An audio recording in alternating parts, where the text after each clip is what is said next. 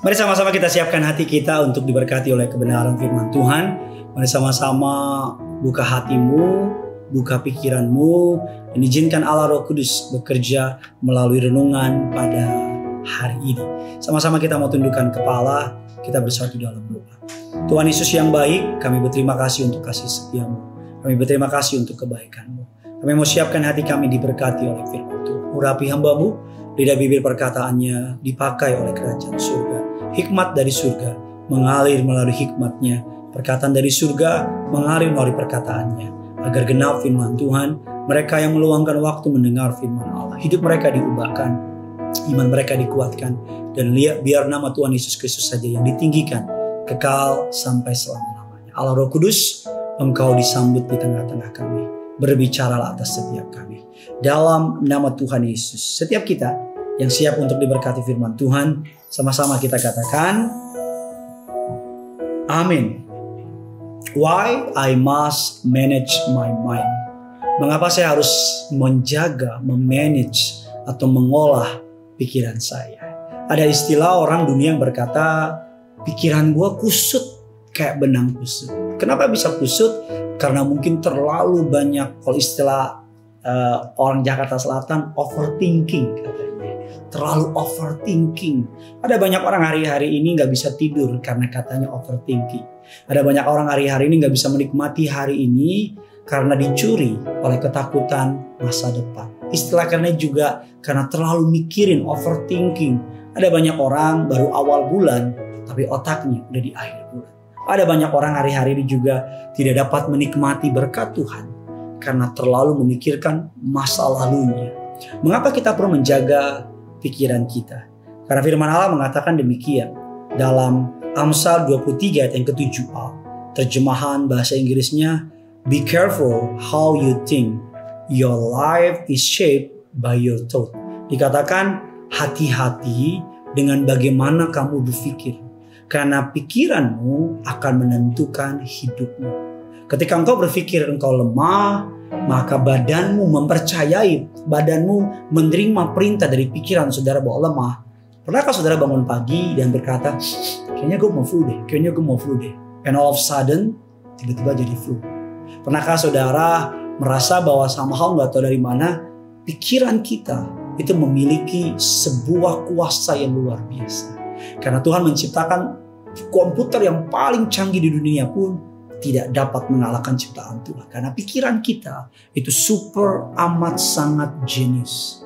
Kita dalam beberapa persekian detik kita ketemu orang yang kita udah gak ketemu beberapa puluh tahun. Tiba-tiba ketika ketemu sama dia, baru salaman sama dia, tuh lihat mukanya, langsung pikiran kita mengelola informasi yang sudah puluhan tahun yang lalu.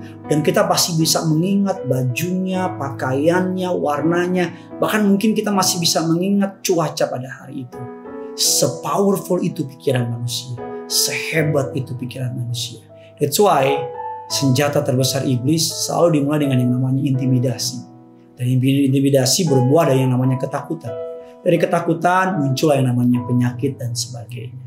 Dan dikatakan apa yang saudara izinkan masuk ke dalam pikiran akan sangat menentukan hidup saudara. Kalau saudara mengizinkan pikiran-pikiran saudara dikuasai oleh ketakutan, kekhawatiran, dikuasai oleh perkataan-perkataan manusia, dikuasai oleh apa yang bukan Tuhan izinkan, perintahkan, maka itu akan menjadi tempat di mana saudara mengalami hari-hari selanjutnya. Karena di pikiran ini akan berlanjut dalam perkataan.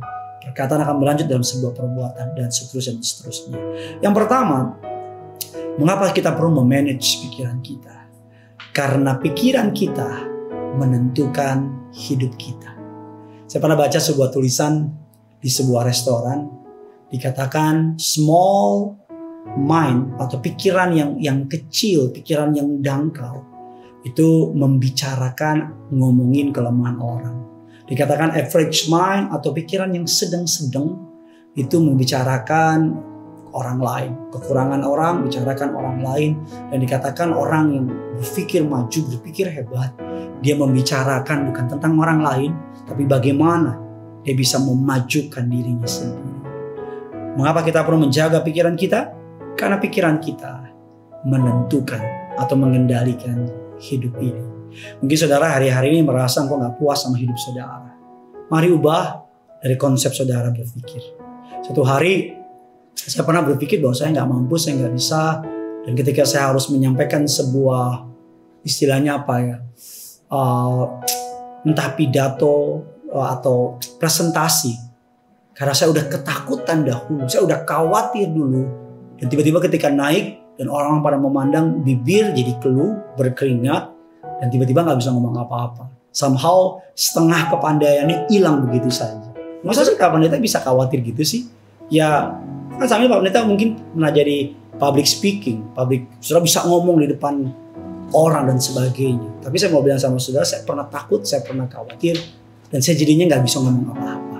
Tapi ketika saya percaya saya bisa, saya mampu karena Tuhan ada di dalam saya, and all of a sudden tiba-tiba pede dan semua yang udah direncanakan keluar.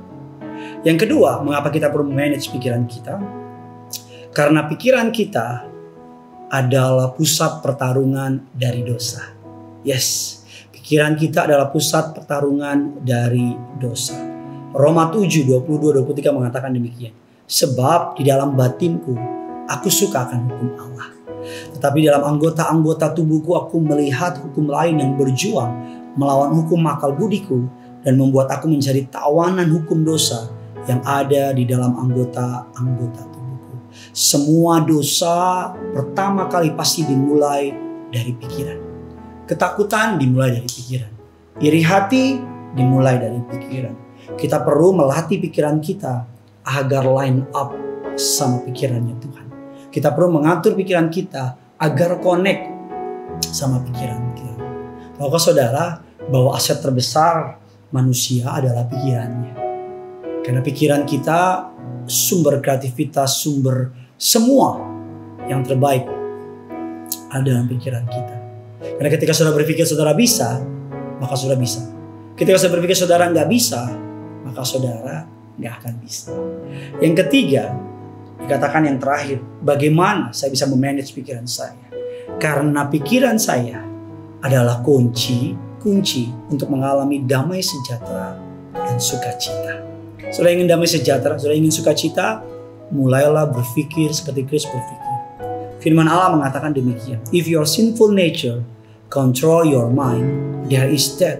But if the Holy Spirit control your mind, there is life and peace. Roma 8 ayatnya yang ke-6 versi NLT. Terjemahan Indonesia mengatakan karena keinginan daging adalah maut, tapi keinginan roh adalah hidup dan damai sejahtera. Pikiran yang di-manage akan menuntun kepada berkat dan mukjizat. Pikiran yang dikelola dengan baik akan menuntun kita kepada yang namanya anugerah, pertolongan, mukjizat, dan sebagainya. Saya berdoa agar Allah memampukan saudara untuk memanage pikiran saudara. Bagaimana manage-nya? Isi dengan firman, isi dengan kebenaran, isi dengan janji-janji Tuhan. Lihat bagaimana Allah tolong orang. Allah yang tolong orang, Allah yang sama juga akan tolong saudara hari ini. Mari sama-sama kita tundukkan kepala. Kita mau sembah Tuhan. Kita mau agungkan nama Tuhan kita. Haleluya.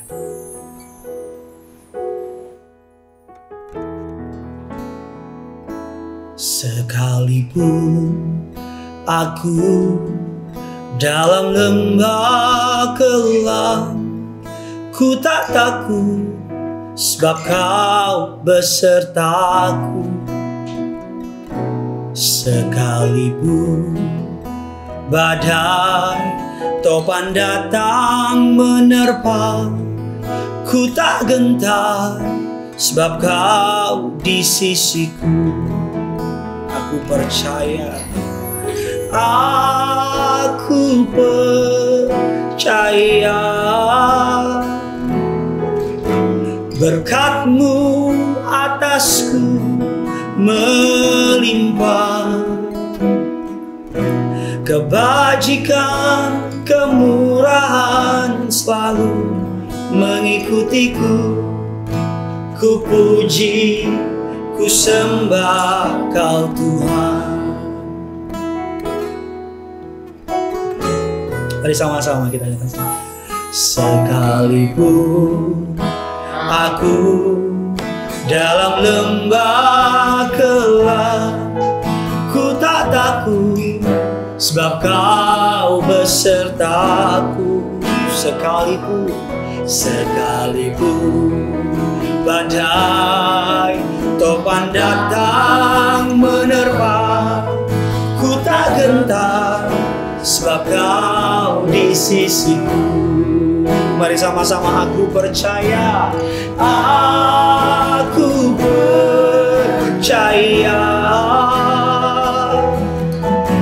Berkat-Mu atasku melimpah, kebajikan, kemurahan selalu mengikutiku. Ku puji, ku sembah Kau. Aku percaya, aku percaya. Berkat-Mu atasku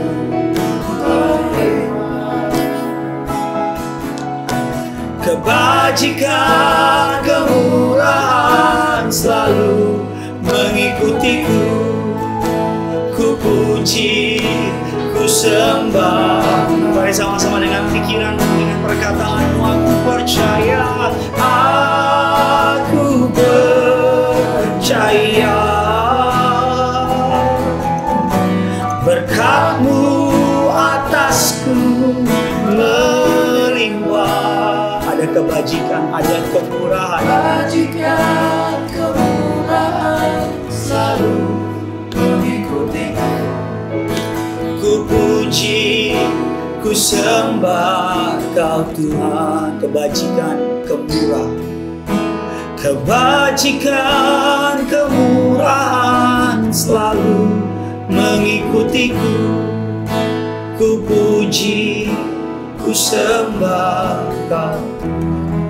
Tulis kolom komentar di bawah, bilang kebajikan, kemurahan selalu mengikutiku. Tulis kolom komentar di bawah, bilang aku percaya Tuhan yang aku sembah akan memberkati aku berlimpah. Sama-sama punya iman, sama-sama kita latih pikiran kita untuk mempercayai janji Tuhan daripada kenyataan di dunia. Untuk mempercayai apa yang Tuhan firmankan daripada apa yang dunia katakan. Karena ini yang saya tahu, orang-orang yang berharap kepada Tuhan tidak akan pernah dipermalukan. Yang punya surga, crazy in love with you. Bye-bye.